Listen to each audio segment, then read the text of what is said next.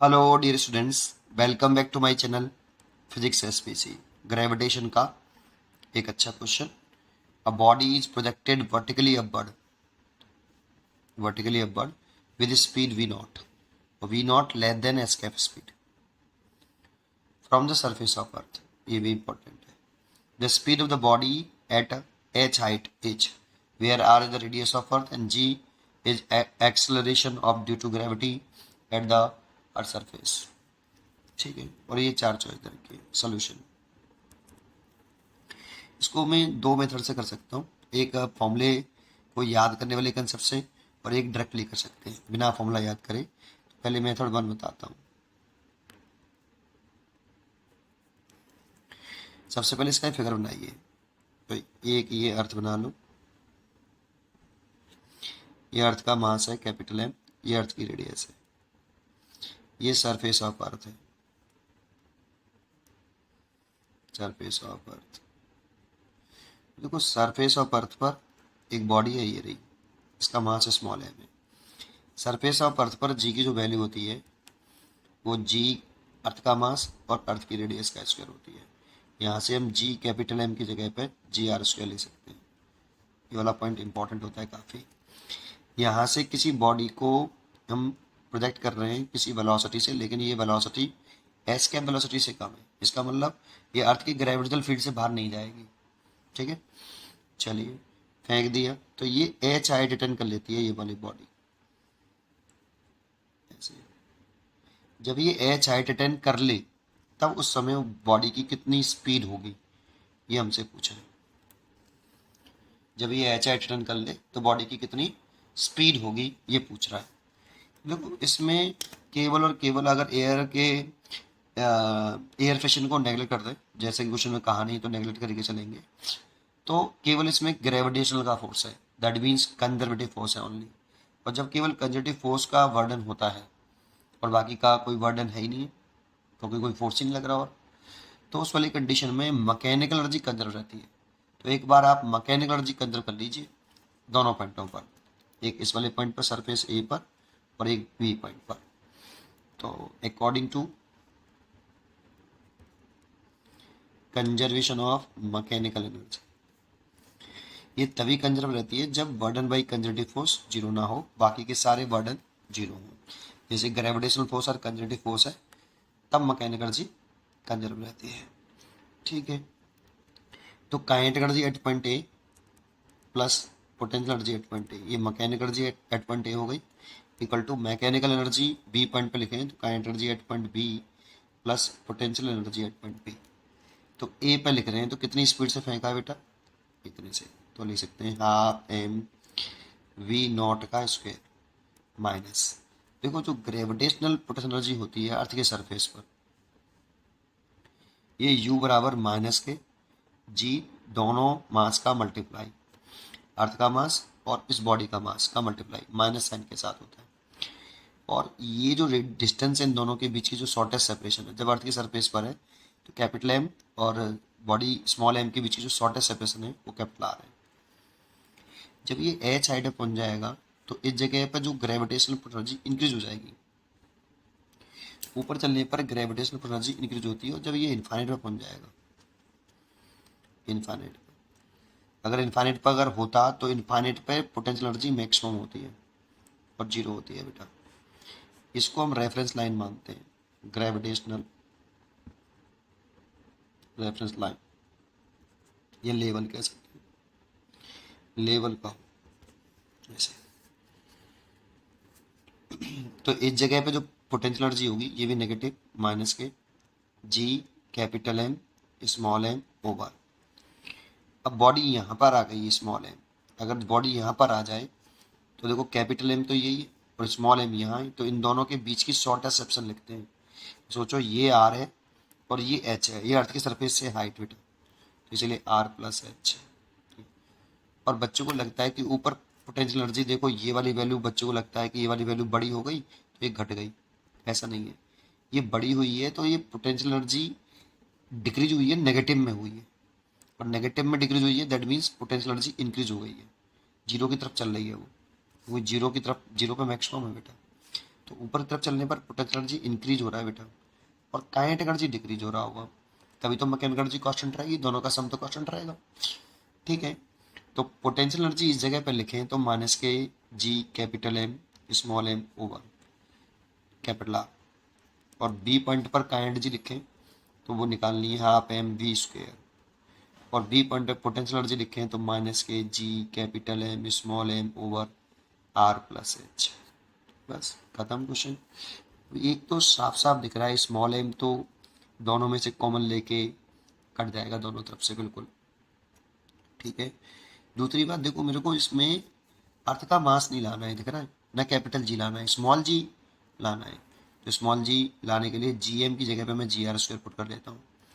तो मैं इसे क्या लिख सकता हूँ, वी नॉट का स्क्वायर बाई 2 माइनस, इसकी जगह पे मैं जी आर स्क्वायर लिखूंगा ना जब, तो एक आर नीचे से है तो कैंसिल हो जाएगा, तो एक जी आर बचेगा बस केवल, इज इक्वल टू ये वी स्क्वायर बाई 2। जब मैं इसकी जगह पे जी आर स्क्वायर लिखूंगा तो इसकी जगह पे जी आर स्क्वायर ही आएगा भाई, G R square over R plus H. अब देखो मेरे को इसकी वैल्यू निकालनी है, इसकी, तो एक काम करता हूँ मैं, ये 2 दिख रहा है ना पूरे में, या फिर एक काम करता हूँ इसको इधर ले आता हूँ पहले, V square by 2 equal to, इसको इधर ले आता हूँ तो वी नॉट का स्क्वायर बाई 2 माइनस का जी आर और प्लस का G R square over R plus H. ठीक है, अब मैं देखो मेरे को ये केवल वी स्क्वायर चाहिए, तो इसमें 2 है, तो एक काम करते हैं बोथ साइड में 2 का ऊपर मल्टीप्लाई कर देते हैं, इसमें भी 2 का मल्टीप्लाई, इसमें भी 2, इसमें भी 2, इसमें भी 2 कर देते हैं। अगर इसमें बोथ साइड में कर देते हैं 2 का मल्टीप्लाई, तो देखो 2 से 2 कैंसिल हो जाएगा, यहाँ तो वी स्क्वायर बचेगा, यहाँ पे 2 से 2 कैंसिल हो जाएगा, यहाँ पे वी नॉट का स्क्वायर आ गया, यहाँ पे माइनस के 2 जी आर, और यहाँ पे प्लस के 2 G R square over R plus H. देखो मैंने 2 का मल्टीप्लाई बोथ साइड में कर दिया है न्यूमरेटर में, है ना, तो ये ऐसे आ गया।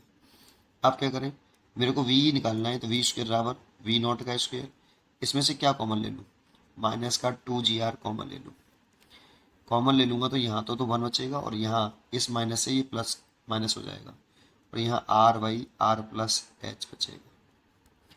यहाँ से और आगे सॉल्व करूँ तो वी नॉट का स्क्वायर माइनस के 2 जी आर, यहाँ से आर प्लस एच एलसीएम ले लें, तो ये R plus H minus R, R से देखो आर कैंसिल हो गया, तो ये हो गया आपका वी का square is equal to V not का स्क्वायर माइनस, ये हो गया 2 G H R over R plus H.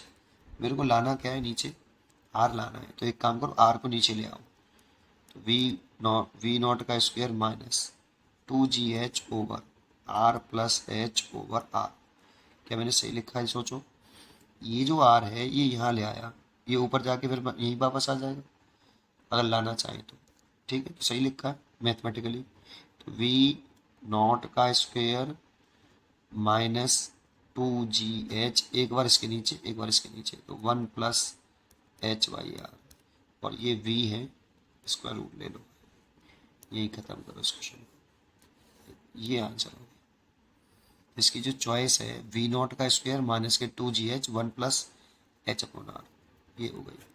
अच्छा, एक अगर आप फॉर्मूला याद कर लेते इसका तो थोड़ा सा आसान हो जाता, वो कैसे जरा समझो। मेथड नंबर 2,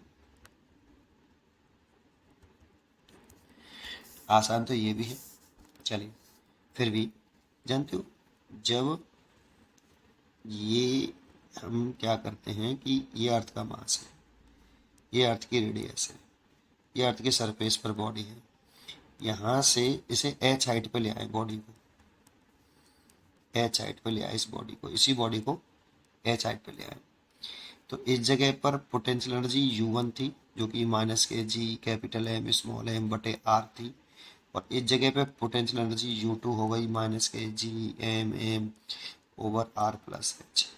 जैसे बॉडी ऊपर गई तो पोटेंशियल एनर्जी में इंक्रीमेंट हुआ, तो इंक्रीजिंग ऑफ पोटेंशियल एनर्जी, जब एच हाइट ऊपर चली जाती है तो कितनी पोटेंशियल एनर्जी इंक्रीज होती है, increasing gravitational potential energy delta U. जब हम U2 में से U1 घटाते हैं, देखो ये ज़्यादा है और ये कम है, तो इसमें से घटाएंगे ज़्यादा वाले में से कम घटाते हैं, ऊपर की तरफ बढ़ रही है ना पोटेंशियल एनर्जी, बढ़ती है, तो इसमें से घटा ले, तो घटाने के बाद सॉल्व करके जब आता है, अब मैं सॉल्व करूँगा तो फिर तो डेरिवेशन ही हो जाएगा पूरा, तो ये सॉल्व करके ये आता है बेटा mgh 1 प्लस एच अपॉन, ये इंक्रीजिंग पोटेंशियल एनर्जी, अगर ऊपर जा रहे हैं तो इतनी एनर्जी इंक्रीज होती है। अब सोचो अगर पोटेंशियल एनर्जी इंक्रीज हो रही है, यहाँ से पार्टिकल को v नॉट स्पीड से फेंका यहाँ पे v, तो पोटेंशियल एनर्जी इंक्रीज हो रही है तो काइनेटिक एनर्जी डिक्रीज हो रही होगी, तो ऊपर चलने पर काइनेटिक एनर्जी आपकी डिक्रीज हो रही होगी, तो इसीलिए loss of kinetic energy, loss of kinetic energy of body is equal to gain in gravitational potential energy, क्योंकि मैकेनिकल एनर्जी तो कांस्टेंट है भाई, जितना का एनर्जी में लॉस हो रहा होगा वो कहाँ गया, एनर्जी को क्रिएट नहीं कर सकते, डिस्ट्रॉय नहीं कर सकते, तो गया कहाँ, कौन सी वो एनर्जी गई कहाँ, तो वो कन्वर्ट हो जाएगी ग्रेविटेशनल पोटेंशियल एनर्जी में, ग्रेविटेशनल एनर्जी बढ़ रही होगी। अब लॉस कैसे लिखते हैं, तो लॉस ऐसे नहीं कैसे भी लिख दो आप, लॉस लिखते हैं ज़्यादा वाले में से कम वाली का एनर्जी घटाएंगे, लॉस लिखें तो ज़्यादा में से कम घटाते हैं, गेन लिखें तब भी ज़्यादा में से कम ही घटाते हैं, मैंने यहाँ पे भी ज़्यादा में से कम घटाया है, ये ज़्यादा थी ये कम थी, ऐसे ही यहाँ लॉस लिखेंगे तब भी ज़्यादा में से कम घटाएंगे, कहाँ ज़्यादा है, इस जगह पे ज़्यादा है, क्योंकि यहाँ पे का एनर्जी ज़्यादा है, यहाँ पे घट रही है ऊपर जाने पर, तो उस वाली कंडीशन में हाफ एम वी नॉट का square minus half M V square is equal to, ये डायरेक्ट पुट कर दूँ मैं, ये वाला ये तो निकाला है ना, ये अब कितना mgh 1 plus H upon R. अब देखो m से तो ये m यहाँ ही कट गया, इसमें से अगर मैं हाफ कॉमन ले लूँ तो v नॉट का square minus V square is equal to gh 1 plus H upon R, और इस दो का मल्टीप्लाई इधर कर लूँ तो v नॉट का square minus V square is equal to 2gh 1 plus H upon R. इसको इधर ले आओ, इसको इधर ले आओ, तो देखो इस वाली साइड को इस साइड में लेके आएंगे तो प्लस का हो जाएगा, इसको इधर लेके आएंगे तो माइनस का हो जाएगा, तो V square is equal to V not का स्क्वायर माइनस के 2gh 1 plus H upon R, इसीलिए v की जो वैल्यू आ जाएगी वो रूट के अंदर आ जाएगी, वी नॉट का square minus 2gh 1 plus H upon R, ये फॉर्मूला हो गया, तो ये ड्राइव हो गया। देखो थोड़ा सा अगर आपको ये अच्छा लगा हो तो आप ये कर सकते हो, है ना, तो इसकी जो चॉइस हो गई वो सी हो गई। उम्मीद करता हूँ कि आपको ये क्वेश्चन जरूर समझ में आया होगा, पढ़ते रहिए और खुश रहिए, थैंक यू।